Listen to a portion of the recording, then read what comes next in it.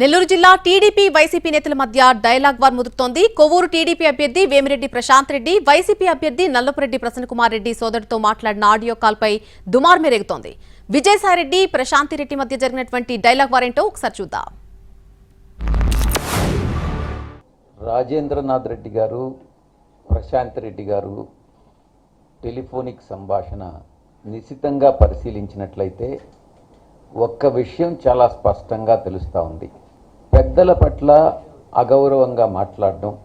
2, తెలుగుదేశం పార్టీలో చేరిన తర్వాత ప్రశాంత్ రెడ్డి గారు కానీ, ఆమె భర్త వేమిరెడ్డి ప్రభాకర్ రెడ్డి గారు కానీ విజయం సాధించలేనట్లయితే మా యొక్క వ్యాపారాలు చూసుకుంటాం, మేము రాజకీయాల్లో ఉండం, ప్రజా జీవితంలో ఉండం, మేము క్వైట్ అయిపోతాము అన్నటువంటిది చాలా స్పష్టంగా వాళ్ళ యొక్క మదిలో ఉంది అన్నటువంటి విషయం తెలుస్తూ ఉంది. ఎటువంటి వికృత పనులు చేస్తున్నారంటే మీరందరూ చూస్తున్నారు. అవి నా నోటితో నేను చెప్పను కూడా చెప్పలేను. వాళ్ళందరూ నా సోదరులు, నా సోదర సమానులు. వాళ్ళందరూ నా దగ్గర చుట్టాలు, నాకు అన్నలు అవుతారు, తమ్ముళ్ళు అవుతారు. కానీ నన్ను తట్టుకోలేక నా మీద ప్రజలు, కోవూరు నియోజకవర్గ ప్రజలు నా మీద చూపించే ఈ అభిమానాన్ని వాళ్ళు జీర్ణించుకోలేక ఈరోజు ఇక్కడికి వచ్చాను. వీళ్ళు ఏమి ఆశించి ఈరోజు పార్టీలో చేరారు?